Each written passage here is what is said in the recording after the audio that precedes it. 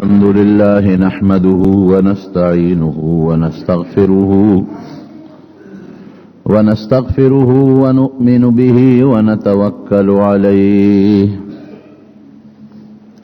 ونعوذ بالله من شرور أنفسنا ومن سيئات أعمالنا من يهده الله فلا مضل له ومن يضلله فلا هادي له ونشهد أن لا إله إلا الله وحده لا شريك له ونشهد أن سيدنا وحبيبنا وشفيعنا وسندنا ورحمتنا ومولانا محمدا عبده ورسوله أما بعد فقد قال رسول الله صلى الله عليه وسلم أشد الناس بلاء الأنبياء ثم الأمثل فالأمثل أو كما قال. نبی کریم صلی اللہ علیہ وسلم فرمائی چې په دنیا کې کم خلق الله ته ډېر نږدې دي په هغې به د دنیا مصیبتونو تکلیفونه زیات راځي او په ټولو کې زیات تکلیفونه په پیغمبرانو راغلي دي. ثم الامثل فالامثل، بیا چې کم پیغمبر پسې د دویم نمبر بیا د دریم نمبر کم چې خدای ته څومره نږدې دی هغه مره په انسان باندې تکلیفونه او مصیبتونه راځي. حضرت موسی علیہ السلام دی د یعقوب علیہ السلام پنځم پوش کې تقریبا وسیرا زی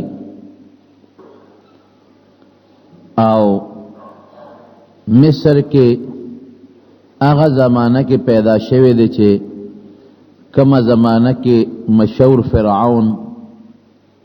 ولید ابن مصعب د مصر بادشاہ او د بادشاہ سره د خدای دعوه کړی و او دا به وی چې انا ربکم الاعلى زستاسو رب ما خورا کوټم نه ګورې لوی رب لوی خدای ما. د بادشاہي ډیر زور او شور کې وا او خلقو با دته سجدې کولې عبادت به کو تر دې حد پورې چې کم با د دربار ته نشو را رسیدینو د خپل ډانچې خپل شکل بوتان جوړ کړیو هغه خلکو لور کړیو چې خپل کورونو کې زما دی بت ته سجدې کوي او د مصر چې څومره ګردونه وا خلکونو ټول بو د ته خدای وي او د ته به سجدې کوله او یا د بت عبادت به کو سجده به کوله. یو ځل خوب ولید چې د شپې ز خوبینی چې په خپل تخت باندې ناشته ما او یو سړی راغی په زمری باندې سور دی او چوکا وسره لاس کړه او داغه دومره رعب او هیبت چې خلق ته تختی سو کو لار کې وته نشي ودرې دي سو کې را منې کولی نشي او نه غراغه د فرعون ته د زمانه د فرعون ته مخامخ ادره ده او وی چیزی پا دا سر پا چوکو والم او دا تخت نیلان دی رو غردولم. بل خوب داسی ولید یو سړی راغی او زه په تخت باندې ناسته مو زما د تخت د خپېونی ولا ویل قولا تخت مات شو د لاندې پریوتم. او بل خوب امداسي لیدلی چې یو سړی د گریوان نه رونی وما او پزما کې راو غرزول مو د پاسه علت راکړي. دا ګڼ خوبونه چې د ولیدل نو د خپل بادشاہ خلق راغون کړل مشوره کوي چې دا خو هیبتناک خوب دی زما پکې ډېر لوی تذلیل دی او ذلت دی او د بادشاہ او د تخت د ختمېدو اشارې دي پکې. نو چې څومره په هغه زمانه کې د پخوانو کتابونو پوی خلقو یا نجومیانو یا ساحرانو مصر کې خو جادوګر ډیرو یا د فرعون وزیران او داغه د دربار خلکو د ټولو یو مشترکه میټینګ وکړ او خوب چې لیدنو دا به وی چې دا کم سړی راځي نو دا د بنی اسرائیل د طرف نه را رواني. مصر کې دوه قسمه خلک اوسېدل، یو د فرعون د قوم خلک هغې ته به قبطیان وي، او یو بنی اسرائیل هغې د ښار نه بار اوسېدل، هغې ته به بنی اسرائیل به وي دا د موسی علیه السلام قومو. دا هغه قومو چې حضرت یعقوب علیه السلام او یوسف علیہ السلام کله مصر تراغلیو نو د یعقوب علیہ السلام 12 زامنو دا داغي اولاد په دا مصر کې خور شویو، د بهر نه راغلیو. مشوره چې کول هغې دا سوچ ورته ورکو ری ورکړه چې صاحب داسې معلومیږي چې د بني اسرائیلو کې څوک پیدا کېدو والا دی او یا پیدا شوی دی، خو نجومیانو وی چې نه پیدا کېدو والا دی او هغه به ستا د زوال سبب ګرځي، ستا د بادشاہ د اخیستو ذریعه به ګرځي. وی خصو کم وی صاحب دی کې خو هېڅ یره نشته، دا هلک پیدا نه دی پیدا کېږي، د دې خوب نه داسې معلومیږي. نو ته دا حکم وکړه چې بني اسرائیلو کې څومره هلکان پیدا کېږي دا ټول به مړه کړو، یو به نه پرېږدو، دی باړو پیدا نشي. لیکن د الله د فیصلې مقابله کې د انسان تدبیرونه هیڅ کار نه ورکوي. که ته ډېر هم تدبیرونه وکړې او ډېر سوچونه وکړې، خو چې د الله څه فیصلې نو هغه یقینا کېدو والی. نو بهر کیف ده خو فیصله وکړه هر سړي سره، خو د ځان فکر وي چې زه د بچم خلک دې ټول مړه شي، زما په خلکو څه فیصله وکړله چې بس کم معشوم په بنی اسرائیلو کې پیدا کېږي بس دا لالوی. قرآن شریف کې الله ویذبحون ابناءکم ویستحیون نساءکم، الک چې به پیدا کېده د مور په مخ کې جاسوسانې سیډي والا خوارو، کور په کور به او پته خو د پیدایش لګي، داسې نه چې ګنې خبره پټه ده. جاسوسان خواره دي، خو چې بنی اسرائیلو کې کم معشوم پیدا کېږي الک هغه حلالۍ د مور په مخ کې، او چې کمې جنکۍ دی هغه پرېږدي. دا څومره انتهایی ظلم دی. معشوم بی ګناه وجل دا ډېر لوی ظلم دی، ډېر زیاتی دی. او بیا د مور مخ کې په هغه چاړه راښکل دا د ظلم انتها ده. رونو یاد وساتئ ظلم ډېر خطرناک شی دی. ظالم یو وخت کې ظلم کوي، دی دا نه ګوري چې زما دا ظلم یو ذات دی چې هغه نی او ماله به زما د ظلم سزا راکوي. الله خو د چا ظلم پرېږدي نه، چې څومره ظلم دی وکړه په دې خبره پوه شه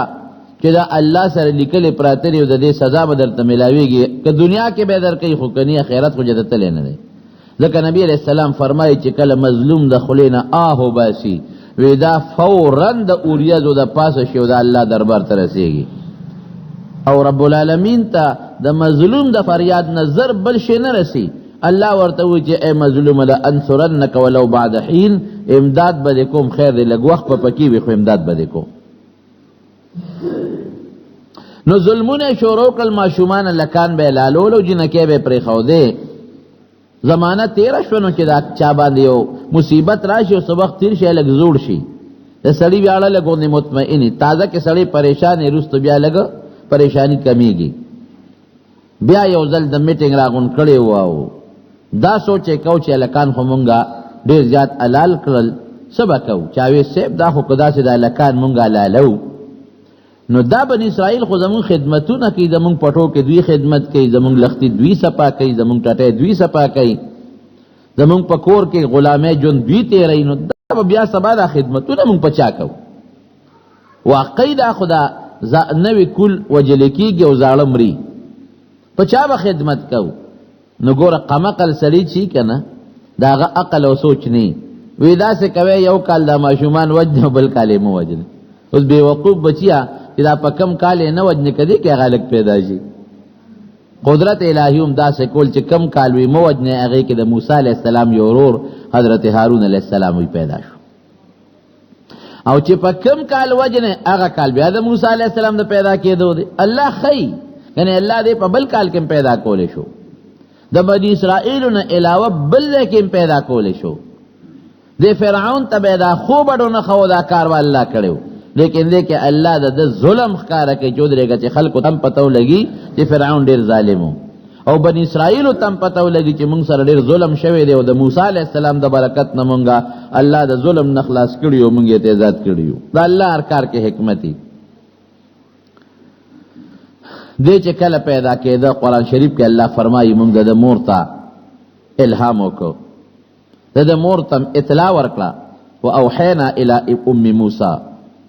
هغه تم اطلاع ورکړه چې کله دا ماشوم د پیدا شي چې هیڅ فکر ونه کوي، دی به یو صندوق کې بند کی، صندوق به دریاب ته وغورځي. ان رادوه الیک وجاعلوه من المرسلین، اس فکر بنه کې هم ستا دی غېږې له به واپس تل راولم او دی به څوک وجني نه، زما په کتاب کې دا فیصله ده چې دنه به پیغمبر جوړېږي. دا مونږ فیصله کړې. نو چې دنه د پیغمبر جوړول غواړم او هغې ته خو پته وه، هغه خو په څلورم پنځم پوش کې د ډېر لوی پیغمبر نوسیم وه او د موسی علیه السلام پلار عمران د یعقوب علیه السلام په څلورم پوش کې نوسیم دی. پته ده ورته چې الله خدا کار کوي، کولی شي. یو بعض مفسرینو یو خبر لیکلی ده چې کله دی پیدا شو د فرعون کاردارانو له چا اطلاع ورکړه چې دې کور کې ماشوم پیدا شو. هغې چې څنګه راننوتل او د مور ته د موسی علیه السلام پته ولګېدله چې دا خو دا ظالمان رالل، نو دی وی دغه وخت تنور بل کړی، تنور یې بل کړی و، ډوډۍ پخولې. د دې دماغو کارونه که الله ته مازغه واغېشتل، لیونی یې کړه او دا ماشوم یې راواغېش هغه تنور کې وغورځو. یعنې په عقل څوک ماشوم تنور کې نه غورځوي. الله کول داسې چې ودرېږه د دې نه دا عقل اخلم، دا پویت اخلمه، دې ته خیمه چې دا ماشوم به صندوق کې بچکی بندی زاد بچکولو والا زیمه، ماشوم یې تنور کې وغورځو چې هغې څنګه راننوتله، ماشوم یې وکت کور په ګوټ په ګوټې تلاشي واغېشتله، ماشوم خو نشته. هغې واپس لاړل، چې واپس لاړل د دې هوش راغی چې و ماشوم مې څه کړ، بچی مې څه کړ، چې وی کتل ماشوم په اور کې موسی علیه السلام پروت دی او خاندي روچتې کړ. قدرت خو یې ولید د پروردګار. الله ورته همدا القا وکړه چې ته دا صندوق جوړ کړه، دا ماشوم پکې واچوه. صندوق یې جوړ کړو، حضرت موسی علیه السلام یې پکې واچو او صندوق سوړې بند یې کړلی و چې کوم لوی دریاب د دریای نیل هغې کې وغورځو. او د موسی علیه السلام خور و هغې ته یې ویل چې ته په دې غاړه ورسره ځه، معلومات کوه چې دا صندوق کوم خوا ځي. الله وی زه بچ کوم او تعالی را رسوم، نو ګور چې څه کېږي. حضرت موسی علیہ السلام الله پیدا کړم ډېر ښکلی و، پیغمبر اسم خشتی. په پیغمبر کې نه الله باطنی عیب پیدا کوي او نه ظاهري عیب. یو پیغمبر په مخ د ځمکه ګوډ شل ړون کوڼ بې ژبې بې پوزه بې غوږه نه دی پیدا کړی چې څوک پیغور ورنکړي چې مړه تا دې شکل ته وګوره ته د پیغمبر لیقې. او باطن کې پیغمبر پاک او صفائی ډېر خشته او رڼا تتلا چې صندوق کې وغورځاو او صندوق کې دریاب کې وغورځاو. الله د دریاب د چپو په حکم، الله خو هر شی د الله د حکم تابع دی. هغه دریاب کې هغه صندوق رو روزي زی د دریاب نه د فرعون محل ته یو لوی نهر تللی دی. پخوا د بادشاهانو که ستاسو خیال دي د خپل محلونه د دریاب په غاړو جوړ کړي دي. د دریاب نه یو نهر تللی دی د فرعون محل ته چې هغې کې پې هغوی سیل کوي او لامبي پکې یو تفریح کوي او د هغې په غاړه بوټي دي ولې دي. الله داسې کول چې چپو هغه صندوق حقه نیر ته ور مخامخ کړ. خورې په یره کې ده چې خدایه دا خو په بل طرف ورغی. او چې بیا هغه نیر ته ورغی نو ټیم داسې و چې د فرعون ښځه د بیبي آسیا دا ډېره نیکه بیبي ده، سره د نورو وینځو راوتې ده، د دریاب په دې غاړه باندې خپله مشغوله کوي، خپل ازادي کوي او خپل گپ شپ لګوي. دا صندوق ور روان دی.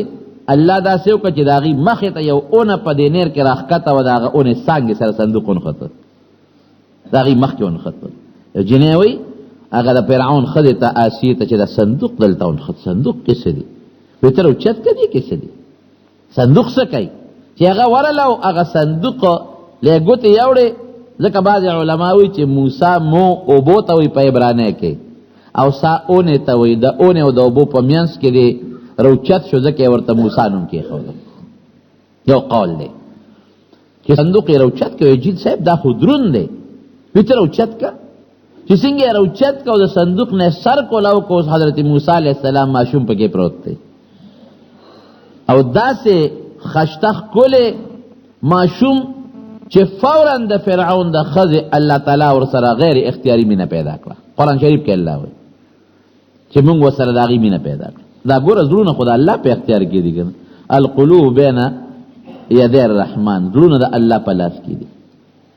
بین اصبعی الرحمن بین یدی الرحمن دا الله د ګوتو د الله د لاسونو په مینس کې چې کوم کوي اړای یقلبه کیف یشاء چې الله څنګه غواړي خو اړای راړي بس لري په عاشق شو چې دا ماشوم خشتخ کوله او په دې پویم شو چې دا ماشوم هم چا زمونږ د لالولونه دریاب ته غورځولې دی ګور د مونږ ته راغی روچته کوي صبر وکړه دا ماشوم مال راکې غي کې واغشته موسی عليه السلام خو پیغمبر دی خشته دی کوله دی د پیغمبري آثار دی پکې او مزیدارم دی دا غي زړه وسره الله پیدا کړ مینه وسره پیدا کړه فورا ودرېږه صبر وکړه د خپل خاون نه فرعون نه اجازه غواړم په منډه دا ماشوم اغله یو ماشوم مې ومنت ډېر خشته دی او د دې بیبي آسیه نارینه اولاد نو او د فرعون ډېر زیاته مینه و دې سره انتهایی محبت زموستا نارینه اولاد نشتا کله خوخې نو دی به مونږ په زیواله ونیسو نه خزه ګوره اسنه داغه الکنی و نه دا بس زمونږ خوا کې لوي شي مونږ به لوي کو چې زمونږ په غیږ کې لوي شي مونږ مینه ورکو چې مونږ څه کو دی باغه کوي زمونږ زوی بشي ستا زوی بشي نو چې ستا زوی شو نو دی بستا نه فرمانی خو نه کوي ستا غیږ کې بلويږي دماغ کې بلوي دی به زمونږ تابعداري مونږ چې ورته کم عقل خایو هغه څه بس دکې د فرعون زړه کې مینه پیدا شو خزه چې ستا خو خزه نو بد به زمونږ زوی شم او خشته دی غردول ته وصل کېږم نه دی خواته د موسی علیہ السلام خور تماشا کوي دام ورتاو شو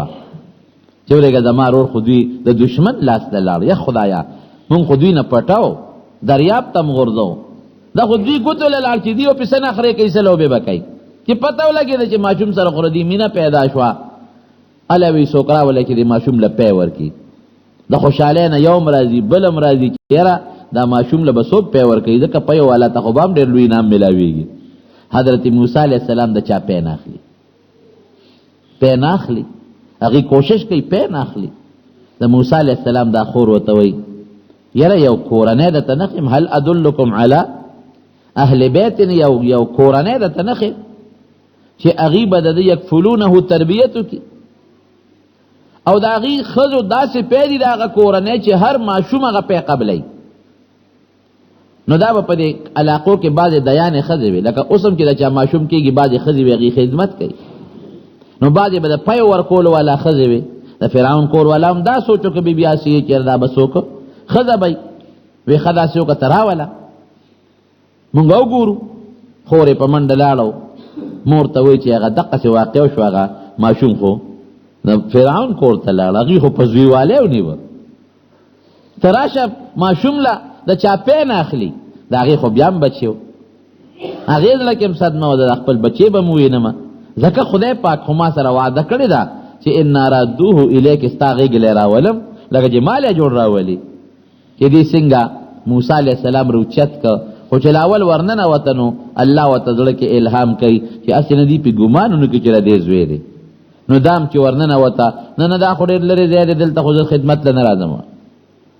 او دا خو د بادشاہ محل دربار دې څوک بوي تلاشي دې کوم او څوک بوي مراد او څوک بوي داسې کو او کدي ماشوم کې باندې لګه کو تاهیو شي نو سبب تاسو بیا وای چې تا نه جوړه کو مړ دې کو تکلیف دې ورکنه نه زنه شم کوله لکه خبره په ځان په درنه دي اون پینې شي چې غني دې بچي دې نه تراشه ته ماشوم خو اول سینې ته واچوا پته ولګي چې ستا په خوري کنه خوري چې موسی عليه السلام سینې ته واچو خو بل مور دا فورا پیر اخکل شروع کړو پورا موړ شو د موسی علیہ السلام هغه خوشاله شو او ډیر زیات بیبي آسیه خوشاله شو، فرعون خوشاله شو، د فرعون بل لور دا غم خوشاله شو چې دا خو ماشوم تکارو مشو. وی بداسیو کا تعالی مونږه تنخواه مقررو او ته دې ماشوم لا پی ورکو. نه نه نه زه نشم ورکولی، زه دلته نشم راتلی، ځای لرې دی او زه خپل کور خوشې نشم پرېښودی. نه نه دا خو د بل چا پی نه لري، د بادشاه حکم دی خامخا به ورکوې. ویښه نو چې خامخا پکې خبره ده نو مهرباني به کوې دې مال راکړې، زه به خپل کور ته بوځم هلته به له پی ورکوم. هغې وي داسې به وکړو اور الله چې ورته ویلي چې انا رادوه الیک تا ته واپس کوو، د الله فیصله رښتیا که دروغ وي رښتیا. کور ته یې بوته ماشوم، اومقه ماشوم خدای خپلې مور له بوته حضرت موسی علیه السلام،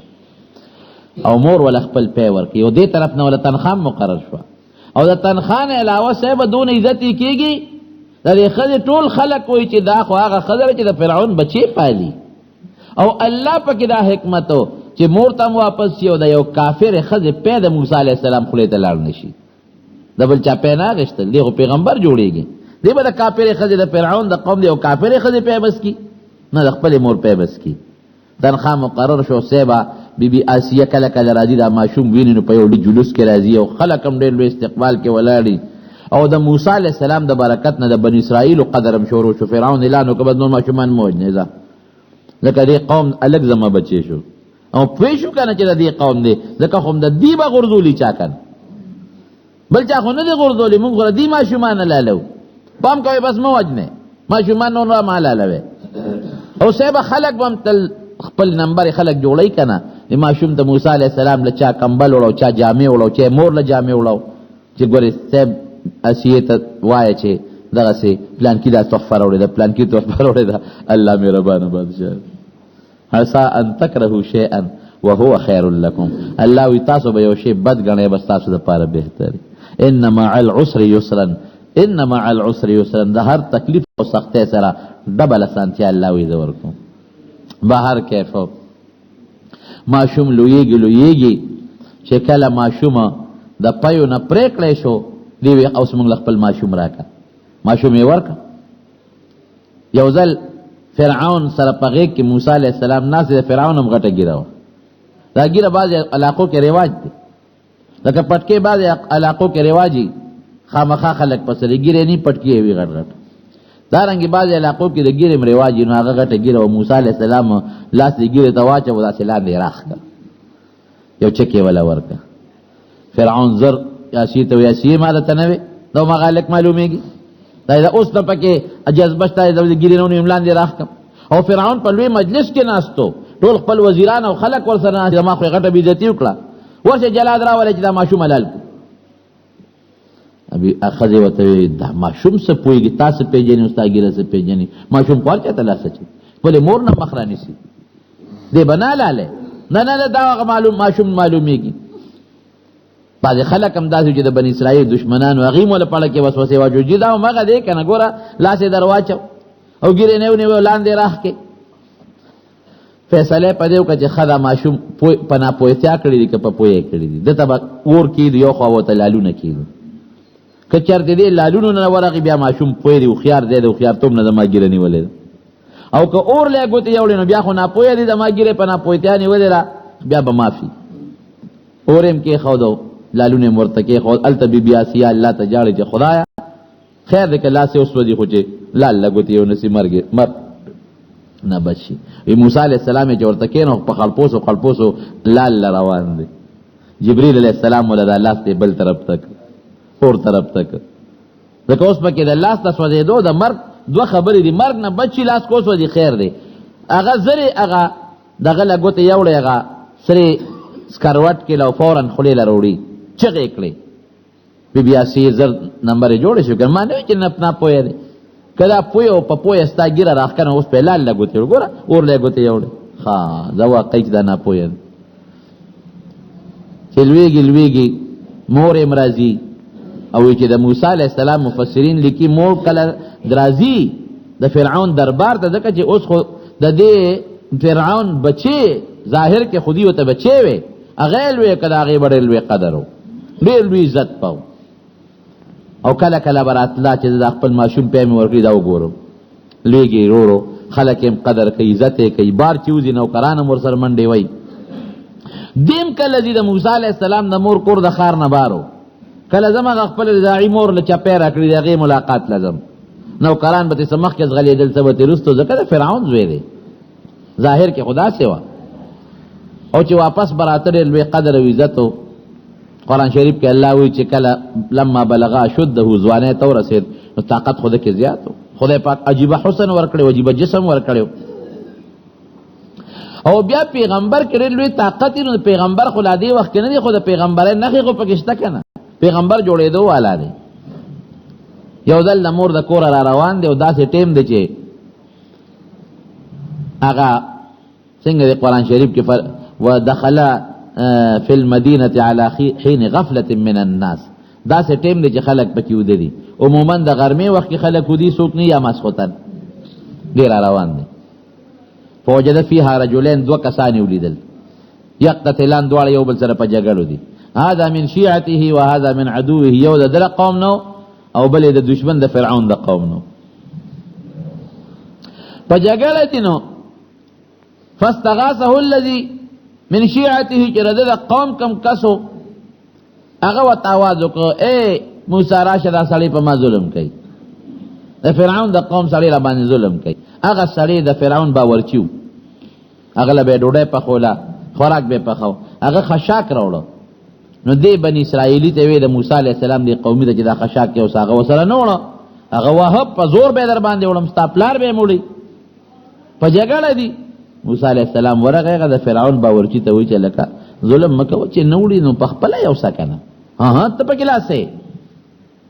د فرعون ستا د پلار د فرعون باورچی ما زه خو سره کوټه سړی نه ما هغه سره بیا د بي شروع کړه موسی علی السلام وتعالى غوندي ادب خو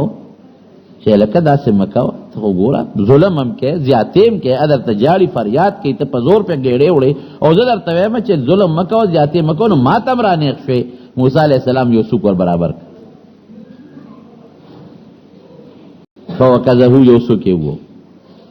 یو څوک یو نو فقدوا علیه بس اړوس سترګې او نه راپول لاندې پریوت مردار شو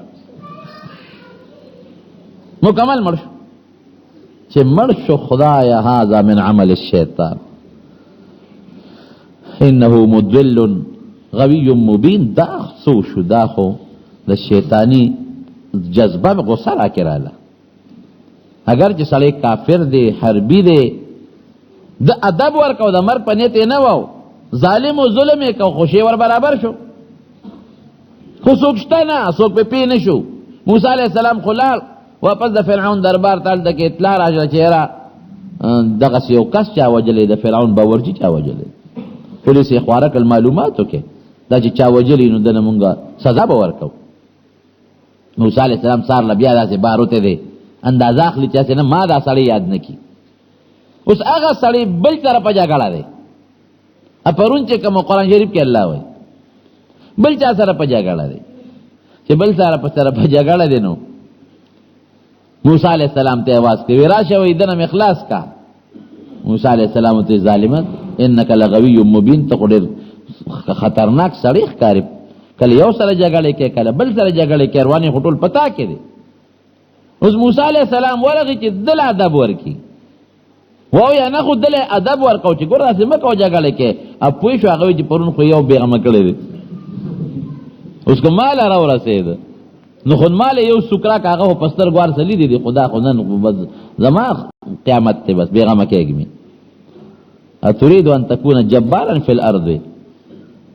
او اتريد ان تقتلني كما قتلت څنګه نفسا بالامس خا پرون دی یو وجل نن ما وجنه راز فاش پرون دی یو وجل نن ما وجنه ځان لوی جبار او مکبرجن او متکبر جوړه داسې کې سبا ګوري مال کو تیراو نړي بس هغه کم سړی چې سره جګړه واغه خو پوه شو چې خدا پرون سړی خود د وجلې خبره خدا خلینه وته الله فورا د فرعون دربار د جسه هغه الک چې وجلې شوی دی هغه خو اتا چې کم لیکړی دی هغه وجلې مشوره شروع شو میټینګ یې راوخته چې سره سوکو چې اسیم خپنه شي او د سزا ورکو موسی علیہ السلام تم پتو لګی چې راس خو پاش شو یو کسو د فرعون په دربار کې هغه د موسی علیه السلام سره مینه وه، په منډه راغی. حضرت موسی علیه السلام الله نه لاول خو درخواست وغوښته چې الله ما نه خو زیاتې شوې ده او ما معاف کا. قرآن شریف کې الله فرمایي فغفر له، الله وبخه او فورا یو لویه لار ده د مدین په طرف پاغې روان شو. چې فرعون مې وجنې راشه دې وطن نه ځانو بس. اوس کم ماشوم چې د بادشاه په کور کې لوی شي، د بادشاه کور کې، او مختلف قسم نعمتونه کې لوی شي، نه ګرمي په سترګو لیدي او نه یخني په سترګو لیدي او نه خپه په ځمکه لګېدلي، نوکران ته تاویږي راتاویږي او پاسونو ګرځي او په مزو چرچو کې سر وي. اوس اقا الک په دشتو اوس کم ماشوم چې د بادشاه په کور کې لوی شي، د بادشاه کور کې، او مختلف قسم نعمتونه کې لوی شي، نه ګرمي په سترګو لیدي او نه یخني په سترګو لیدي او نه خپه په ځمکه لګېدلي، نوکران ته تاویږي راتاویږي او پاسونو ګرځي او په مزو چرچو کې سر وي. اوس اقا الک په دشتو بیابان کې په یو جوړه جامو کې سرتور سر د مصر نه روان شو. اتک شپې یا لس ورځې مزل د مدین ته په لاره ځي او د الله نه سوال کوي چې خدایا ته زما حفاظت وکړي، څنګه دې وهدیني سواء السبیل، خدایا نیغ لار راته وښیه. بس دم د الله نه سوال وکړي چې خدایا ما ته هدایت وکړي او ما نیغ لار راته وښیه. اته شپې لس شپې تقریبا چې مزل یې وکړه، لاره کې دمه کېږي هم، ستړی دی، یو ځای ته ورسېد چې هلته لویه ګڼه ګوڼه ده او یو کوی دی. کوی په هغه کوي خلک راجمع دي، څوک د مشکونو کې اوبه وړي، څوک د څاروي اوبه کوي، او یو دوه جینکې دي ومن دونهم امرأتان تذودان، هغوی سره ګډې چیلې دي، خو هغې یې د رش نه منې کوي، چوکې یې نیولې دي، رش ته یې نه پرېږدي. دی ورغې هغه جینکو ته ما خطبکما، ولې دلته ولاړ یې؟ وایي مونږ هم دا ګډې چیلې راوستې دي، خو دا سړي دي او دوی ګډې چیلې خپل څاروي سیرابوي، نو مونږ خو حیا ده، نو د سړو میانځ کې مونږ نه ننوځو، چې دوی لاړ شي بیا به مونږ خپلې ګډې چیلې سیراب. یو روایت کې خدا سے راځي چې هغه سړي لاړل، نو لږې غوندې اوبه په هغه حوض کې پاتې شوې او په هغه کوي باندې یو غټه تیږه کېښوده، غټه تیږه مضبوط سر چې هغه د جنکو نه شو کولاولی. نو موسی علیه السلام ورغې هغه تیږه یې ترې لرې کړه. او بل روایت کې دا راځي چې موسی علیه السلام کې خو هغه زور خو و که نه، جذبات هم پکې و، د هغه خلکو په هغه رش کې دننه ورغې، لاسونه یې وړقول، خلک یې خوا دې خوا کړل. تاسو څاروي صاحب وایه دوه جنکې دي غریبانانې، هغوی له لار نه ورکوئ. هغه بورقه چې پنځو شپږو کسانو به په شریکه رایسته، حضرت موسی علیه السلام ګرګړې په یوازې تاوی او بیا راویستې هغه جنکو له اګړې چې له سیراب کړې او بیا لاړ یو سوري ته، سملاست ربي انی لما انزلت الی من خیر فقیر، خدای ستا خیر ته محتاج یم، کم خیر چې ته نازلې د انسان دپاره خدای زه ورته محتاج یم، نه مې بړستن شته، نه مې تولی شته، نه مې څادر شته، نه مې زیاتي جامه شته. بلکې علما لیکي اخو دا یو سړی چې داسې د مالدار کورنۍ وي یا د اوچتې کورنۍ وي، د هغه سپلی خو نازکې وي که نه، نازکې سپلی وي، هغه مضبوطې نه جوړی چې ډېر عمر کېږي، میاشت نیمله، نو هغه په لاره کې سپلی په چدرې پیاده روان دی اوس. او زه خو په منډه را تښتېدلی یم، خدایه دا به زما څه به کېږي؟ او ژوند یې د بادشاه په محل کې تېر شوی دی، خدایه مورم پاتې شو، ورور پاتې شو، قوم پاتې شو، دا څه په مصیبت وړېدم، الله څه به کېږي؟ جنکې لاړې هغه د شعیب علیه السلام ډوڼه وي. دا بله ابتلا ده. اوس یو ابتلا هلته نه ده، فتناک فتونه، دا بله فتنه. هغې لاړل، بابا یو مسافر دی، یو مصري معلومیږي، د مصر دی، رنګ نه مصري معلومیږي او ډېر بې کسه دی، بې سوکه دی معلومیږي. او ما بابا ډېر حیاناک هم دی، موږ سره سترګې نه دي لګولې، او ډېر مضبوط پهلوان هم دی. او ټوله قصه پلار ته وکړه شعیب علیه السلام ته. شعیب علیه السلام خو پیغمبر دی، هغه ته خو پته لګي، ورشه یو کسه ورشه او راولې چې تاسو له ګډې چیلې سیراب کړو چې د هغې مزدوري موله ورکړو. دا یو پسې لاړه. موسی علیه السلام ته وایي چې ان ابي، زما پلار چې دی نو هغه تا پس را لېږلې متا غواړي څنګه دی قرآن شریف کې چې تاله اجرت درکړي چې تا مونږ زمونږ ګډې چیلی سیراب کړه د هغې دله مزدي درکړي نو وی ده ته مخکې شه زه درپسې یم دا جینۍ مخکې شوه موسی علیه السلام ورپسې دی هوا راله د هغې دا پنډۍ وړقولې دا پنسې پنډۍ ښکاره شوې ای جینۍ وی ته وروستو شه ما ته شا نن اواز را کوه چې ښي طرف ته تاو شه ګز طرف ته تاو شه په تا مې نظر لګي دې ته مخکې دی او ته اواز ورکړي داسې تاو شه داسې تاو شه شعیب علیه السلام باندې وردن نه شو چې وردن نه شو تپوس یې ترې وکړ کوم ځای نه رالې څه مسله ده ده د ټوله قصه وکړه هېڅ فکر مه کوه نجوت من الظالمین خدای د ظالمانو نه بچ کړي دې ته مدین وي دلته د فرعون بادشاهي نشته او نه تا پسې دلته څوک راتلی شي دا بله علاقه ده فکر مه کوه او پوه شو شعیب علیه السلام چې دی هلک کې د پیغمبرۍ اثار دي ده نه به خدای پیغمبر جوړوي هغه پوه شو پیغمبر دی پیغمبر ته خو وحی کېږي هغه جناب هغه جینۍ ورته وی چې بابا ان خیر من استاجرت القوی الامین خو ته مزدور به مونږ نیسو مونږ خو خدمت نشو کولی ګډو چیلو نو که ته مزدور نیسې نو استاجر هوته دی ونیسه په مزدورۍ او دا ډېر بهتر ډېر ښه مزدور دی او بابا ډېر مضبوط دی او امانتګر دی مضبوط څنګه دی بچې وی بابا هغه لس کسه چې کومه برقه راوباسي په یوازې درېسته هغه مضبوط سر چې ګڼو کسانو په کې ایسته ده په یوازې یې خوا که او امانتګرم دومره دی حیا پکې دومره ده چې په لاره راتلم نو دې ځان نه روسته کړم ما ته یې نه دي کتلی شعیب علیه السلام ورته څه وایي هلکه داسې وکړه که دې خوښه یي نو ما سره مزدوري وکړه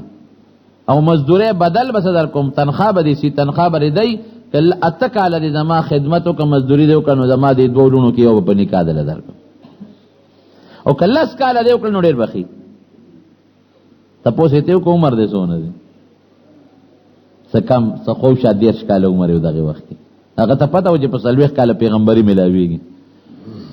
اته یا 10 کاله چې ما سره تیر کې عمر به 40 ته ورسېږي پرېږده چې زما خوا کې په ګاونډ کې دله خدای پیغمبري ورکړي خوښه دې خپله ده هغه وشو په دې فیصله شعیب علیه السلام ته وي او بالکل په دې فیصله ده الله علی ما نقول وکیل بس ټیک ده چې تاسو وي او ما سو وي نو الله پې الله د دې خبردار او الله ته دا کار به موږ سپارو د شعیب علیه السلام خدمت پې کو او د هغه ګډې چیلې به یې سرولې شعیب علیه السلام ښه نو ګډو چیلو کې خو یو دا فایده شو چې پیغمبر دا سخت او د منډو تړو بلد شي دویمه فایده پکې سره د دې ګډو چیلو مثال داسې لکه امت ګډو چیلې به درنه منډه وي ته به ورپسې ځې چې رانه چېرته شرمه خو نه تښتئ د امت به هم خیال ساتئ چې رانه شیطان ګمراه نه کړي ګډې چیلې به درنه منډه وي په پردي فصل به ورځي ته به یو خو پردي فصل ونه خوري نه نه اوس هغه نیته دوی پرې چې ویې خوري دی ورته شا کي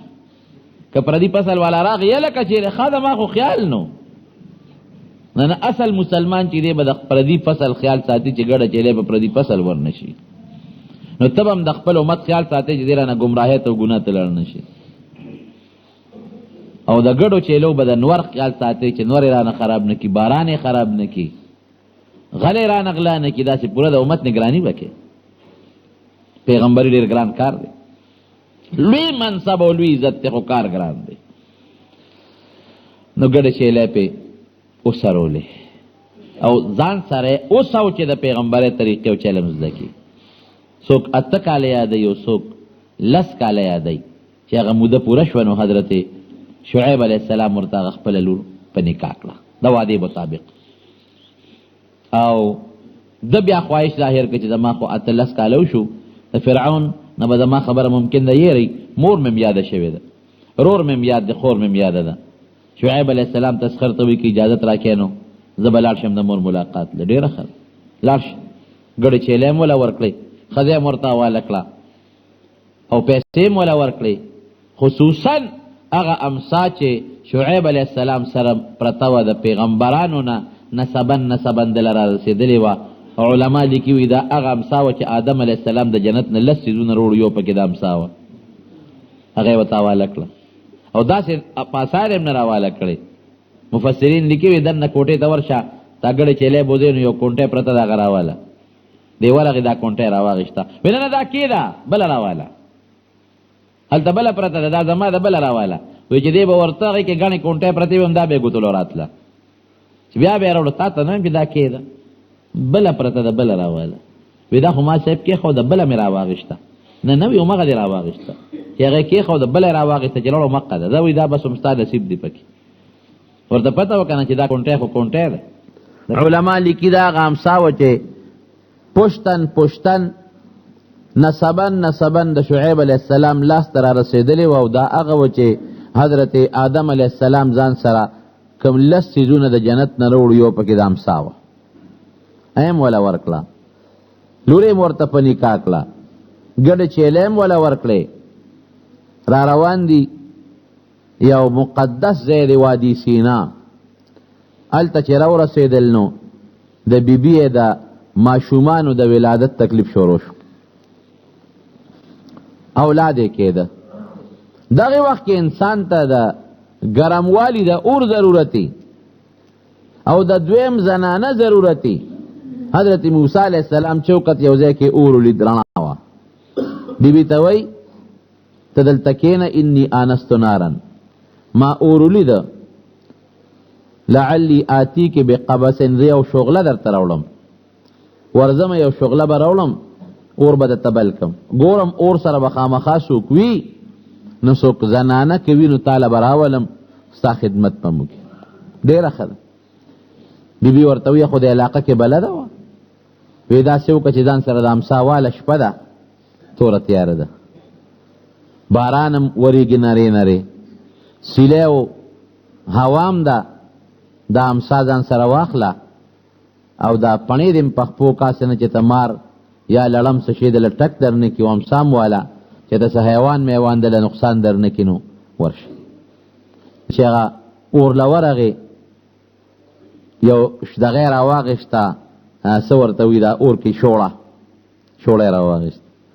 او چې اور ته وکتل اور د اونې په سر بلیږي اور د اونې به اور اغېشتي انسان خو نشته او نه څوک شته اونې به اغېشتي اور شوړه یې راواغېسته هغه اور ته ور مخامخ کړه چې دې اور ته شوړه ور مخامخ کوي هغه اور ته بره کېږي چې دې شوړه ور اوچتوي اور ته نور هم بره کېږي حیران خو شو چې دا عجیبه اور دی نه اونه سوځي نه لوګی شته نه بوی شته ځکه اور خامخا بوی هم کوي او لوګی هم کوي د دې اور نه بوی شته نه لوګی شته نه تاو شته اور خو تاو هم کوي لیکن خو تاو هم نشته دا خو اور نه معلومیږي ځکه دا اور خاصیت هم دا دی چې دی به تاو کوي لوګی به کوي بوی به کوي کوم ځای چې بلیږي شی به سوځي نه اونه سوځېږي نه بوی شته نه لوګی شته او عجیبه دا ده چې شوړه ورولم نو دا اوچتېږي ښکته کېږي رڼا اعلی مزېداره کړي دا خو اور نه دی دا خو څه بل څنګه رڼا ده دی په دې سوچ او په دې فکر کې د غم کې دی چې آواز ورته کېږي اے موسی انی انا الله زه الله یم فاخلع نعلیک انک بالوادي المقدس طوا ته مهرباني وکړه پیزار دی وباسه دا اخوا دی خوا ځای نه دی دا ډیر مقدس او پاک ځای دی ځکه چې الله تا سره کوم ځای کې خبرې کوي نو دا ډیر مقدس او پاک ځای وي او طوا د دې نوم دی پڼې دی وباسه دا اواز چې دا اورېده اواز چې اوري د ښي طرف نه م اوري او د ګس طرف نه م اوري د برنم اواز اوري او د ځمکې د طرف نه م اوري د مخې نه م اوري او د شا نه م اوري حیران دی چې عجیبه آواز دی علما لیکي چې د الله آواز و د الله د آواز تعلق د غوږ سره هم نه دی ګورئ مونږ خو چې کوم آواز اورو د انسان نو په دې غوږونو یې اورو د الله آواز انسان په هر ځای اوري هر شریف اندام په هغې آواز اورېدلی کېږي نو دې یو خوا بل خوا ګوري چې د آواز د کم ځای نه دی بره ګوري ښي طرف ته ګوري ګس طرف ته ګوري مخکې ګوري شاته ګوري الله ته کم ځای نو ورته آواز کوي چې ته کم ځای الله کله یو خوا ګوري کله بل خوا ګوري هغه د بیبي مسله په ځای پاتې شوه او د الله سره د الله خبرې واورېدې یو تجلی یې ولیدله یو خوند پیدا شو رب العالمین فورا ورته بشارت او زیری ورکړي چې تعالی ما پیغمبري درکړه خو پیغمبري بېشکه ډېر لوی عزت دی حقیقت تا دی ډېر لوی احترام او ډېر لوی عزت دی خو لوی بوج هم دی اسانه خبره نه ده چې طالبانو ته موږ دا پټکې د کال په آخر کې تړو موږ وایو دا خو یو ډېر لوی عزت دی تا نه خدای عالم جوړ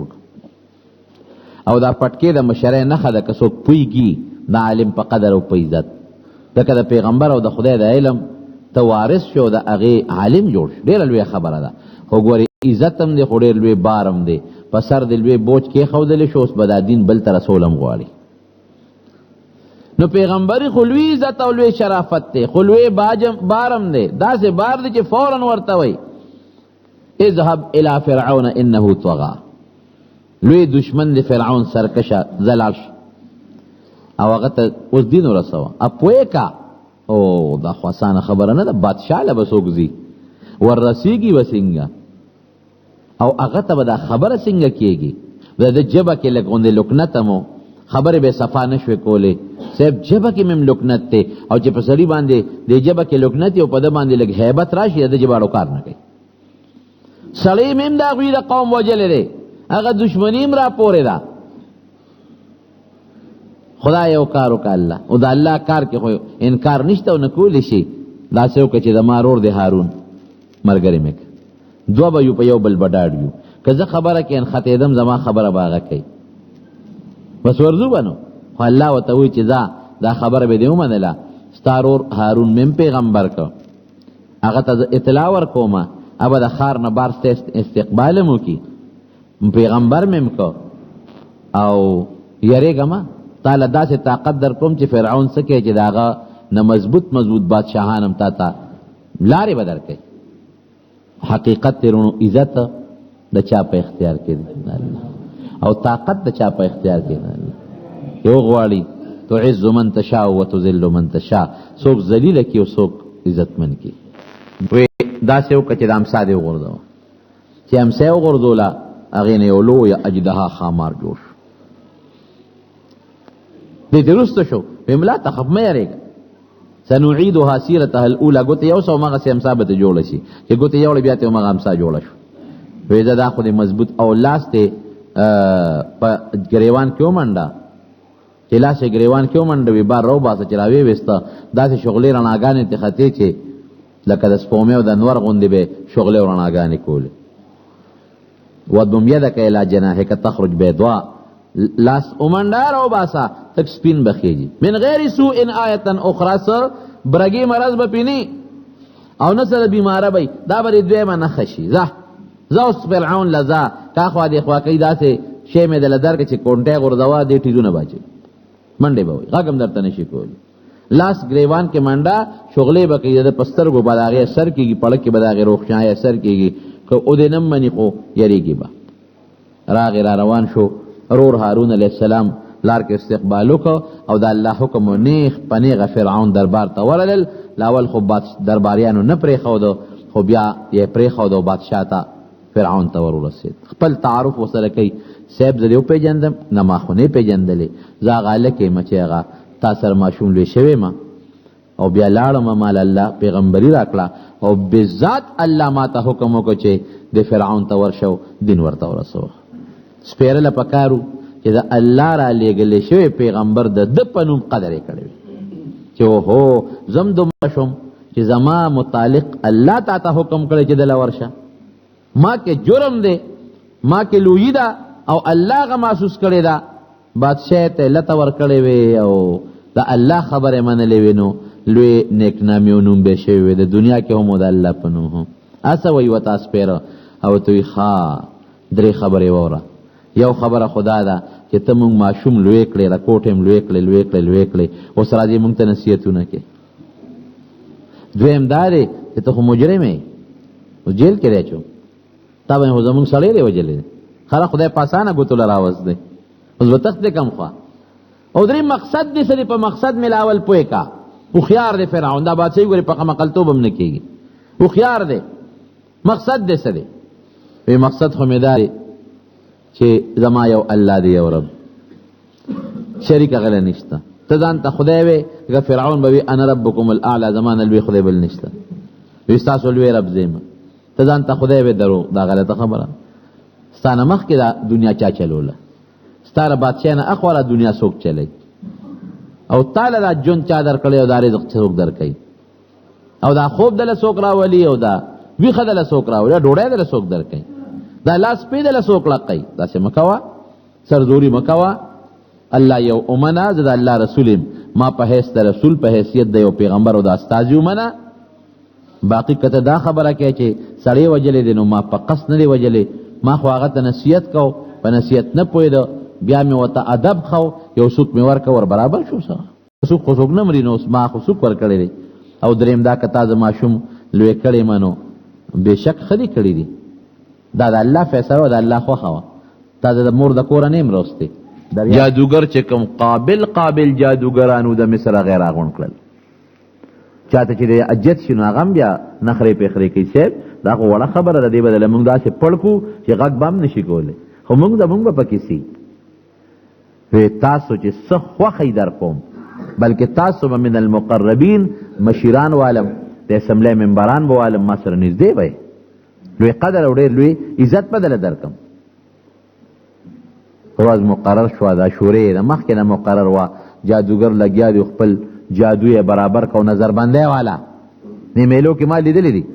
لوټه کې به اوبه نه چې بیا رقی اوبه پکې را پیدا شي او لغټ تیر به یې په اوږه به یې کي دی په اوږه کړي نه دا ستا نظربندي ده او غټه اوږده چاړه وي په خوله به یې ومنډي خدای پاکه دا چاړې څنګه په خوله ومنډله دا خو د خوله کې راځي نه وینه شته او نه بل څه شی شته دا نظربندي ده تا ته الاوړې شیخ کاري شیشې به کله خوري بوتل ته لکه شیشې خوري دا شیشې خو دې نه خوږی دا حقیقت کې نه شیشې خوري او نه چاړه په خوله یې منډي تا ته داسې ښکاري لکه چې دې دا کار کوي دا یو فن دی هغه جادوګر هم د هغه خپل فن مظاهره وکړه قرآن کې چې الله وی وجاءو بسحر عظیم لوی سحر او لوی جادو او ډېر انتهایی الله ورته لوی وایي نو دا به لوی وي که نه لوی نظربندي جوړه شوه فاذا عیسیهم حبالهم و عیسیهم هغه رسۍ هغه چې کوم هغوی پړی راوړي یخیل الیه من سحرهم انها تسعى هغوی په خیال کې داسې راتله منډې نه والې او نه لقېدل خو خلکو ته داسې ښکاره کېدله چې ګنې دا منډې وي هغوی سره چوکې وي او پړي چې میدان کې وغورځول هغې نه ماران جوړ شو څوک یو خوا مار منډوي څوک بل خوا مار منډوي خو لاول یې عیسی علیه السلام ودرو وی ته امسا مخکې غورځوه عیسی که مونږ مخکې وغورځو موسی علیه السلام ورته تاسو وغورځوئ مطلب یې دا و چې ستاسو دا مخکې ښکاره شي او بیا زه به ګورم خپل کونټی وغورځوم خامار چې پته ولګي چې هغې هغه خپلې امسا ورساګانې وغورځولو لوی فرعون ناست دی او لاس ټپیږي او زنده‌باد دی او په لکونو خلق دی لږم نه دی او ساحران هم سر کې دي خوشحاله دي چې زمونږ کم سحر وکړه د دې مقابله نشي ګرانه ده هېڅوک یې مقابله نشي کولی او د فرعون د زنده‌باد نارې لګېږي او دیم په شاهي تخت باندې ناست په میدان کې وګورئ لیدل یو امسا نه مار جوړوي که دا پیغمبري و نو دا به بیا هم ټول پیغمبران دي که نه دا دوی دا چوکو نه جوړ نه پیغمبران دي آیا هغه موقع میلو شو نخرې شروع کړې موسی علیه السلام خپل امسا وغورځوله چې ویې غورځوله قرآن شریف کې الله تعالی فرمایي فاذا هي تلقف ما یأفکون داسې نه شوه چې یو رانیسي او شخوند پې وی یو خولې د میدان په یو سر کې جامه کېښوده بله جامې د میدان په بل سر کې کېښوده ټول یې راغونډ کړل او الواق یې تېر کړل چې څومره رسۍ نه ماران جوړ شوي او د څومره چوکو نه ماران جوړ شوي فاذا هي تلقف اړو شخوند یې پې ونه واو بې شخوند یې تېر کړل او چې څنګه یې تېر کړل او خولې وازه کړه او د فرعون په تخت یې ورغروال نو هغه هلته ټوپونه جوړ کړل علماوی دومره دستونه یې وکړل چې د شمیر نام زیاته جادوګر خو پوه شو جادوګر په جادو پوهېږي عالم خو عالم پېژني که نه شاعر پېژني انجینیر ته پته لګي چې دا انجینیر دی موږ یې څه پېژنو ډاکټر ته پته لګي چې دا نسخه چا ولیکله نو دا ډاکټر دی او که ډاکټر نه دی جادوګرو ته پته لګي چې جادوګر څوک جادوګرو ته خو پته ولګېدله چې عجیبه مار دی دا خو چې موږ کوم ماران جوړ کړي دي خو چې روان یي لکه د مار غوندې داسې کېږي دا خو نیغ روان دی دی خو داسې نه کېږي او دا خو دا دومره رسۍ یې تېرې کړه او خېټه یې ډوغټله شوه دا خو جادو نه دی او مونږ خو چې کوم جادو جوړ کړی دی خلق خو پې نه پیږي، مونږ خو پې پیږو چې جادو دی که نه. دا خو جادو نه دی، دا خو نظربندي نه ده. بس هغې پوه شو چې دا پیغمبر دی، هغې ته پته ولګېدله چې دا پیغمبر دی. او موسی علیه السلام فورا دعوت هم ورکوي چې ګورې د پیغمبر امدا زما معجزه ده، دا مال الله یو دلیل لا کړی دی، د پیغمبر معجزه د پیغمبر نه ښیي. او زما دا دعوه ده، هېڅ هم نه غواړم، نه بادشاهي غواړم، نه مال او نه دولت، هېڅ هم نه غواړم، نه مشري غواړم. مشري د دې فرعون دقه یو شی غواړم چې فرعون رب نه دی، رب الله دی، او زه د الله پیغمبر یم. دې کې څه ګرانه خبره ده؟ نه بادشاهي غواړم، نه وزارت غواړم، نه ښځه غواړم، نه بل شی غواړم، نه مشري غواړم. مشري دې د دوم باره کې دغه غواړم چې یو رب ومنې، شریک نه لري. او زه د الله رسول یم، د الله استاد یم. رسول دا معنا چې د الله حکم تاسو ته رسو. فورا جادوګر پوه شو، هغې وی آمنا برب موسی و هارون، بس مونږ خو د موسی او د هارون پر رب ایمان دی، دې کې شک نشته، مونږ ته پته ولګېدله مونږ خو ایمان دی. او فرعون هم دغه وخت سره لیت لعلو که چې صاحب شی دې اوچته وه، زه لکه غوندې مشوره کومه، کونټۍ چې څنګه اوچته کړه، نو فرعون بیا اعلان وکړه چې نه نه دا د جادوګرو مشر دی، دا دی مشر دی، او دا چل د دوی ټولو ته ښولی دی. او دی ما سره مشوره ونه کړه، اعلان یې وکړه چې موږ مسلمانان یو. ما سره به مشوره کړې وه، بې مشورې دا یو سازش دی، یو سکیم دی، دی کشران دی، او دی مشر دی، غټ جادوګر دی. او دی مخکې نه فیصله کړې وه چې داسې مقابله به کوو، تاسو به ما ملګري کېږئ. او پرېدم چته اعلان یې وکړه، خو اعلان په دربار چې ننوت نو اخباري بیان یې شایع کړ. هغه وخت سره ټرت نه شو کولی چې زه به دا چا چې د موسی ملګري شو د دې لاسونو خپې به پرې کوم، ښې لاس او ګسخ په زوره نه ورکوي چې نور خلک ملګري نه شي. په لکونو خلک، مفسرین لیکي په لکونو خلک پروردګار په دغه یو وخت کې مسلمانان کړل. ډېر موسی علیه السلام د دې نه پس هم د صبر نه کار اخلي، بیا نصیحت کوه. اوس خو ملګري هم پیدا شو، اوس خو ډله پیدا شوه د ده قوم و بني اسرائیل چې د فرعونیانو خدمتونه به یې کول، هغوی به ته خدمت اخېسته، او خراب خدمتونه به یې ته اخېستل، ټټی پې صفا کوه، لارې جارو کوه، پستونه پې کره، دا ټول خدمتونه به یې ته دې اخېستل د بني اسرائیلو نه. دا د موسی علیه السلام قوم، او دا هغه خلک و چې حضرت یوسف علیه السلام مصر ته راغلی سره د خپل ورونو، د یعقوب علیه السلام اولادو، دا بني اسرائیل د هغې اولادو. اسرائیل د یعقوب علیه السلام لقب دی، بنو اسرائیل د یعقوب علیه السلام اولاد. دا خدای په مصر کې خواره کړو، او د مصر اصل خپل باشندگان هغه د فرعون او د هغه قومو. بهر کیف یو نصیحت کوه چې نه سمیږي، نو الله تعالی زر نیوکه نه کوي، نیوکه کوي خو لږ ټیم ورکوي. او چې قوم پوه نه شي نو بیا نیوکه کوي، ټیم به یې ورکو، دی به سم نه شو نو الله به پې عذاب راولېږه. بیا به یې ټیم ورکو، بیا به دوی سم نه شو نو بیا به یې پې عذاب راولېږه. او عذاب به څنګه و؟ کله به رب العالمین ملخان پې راوستل،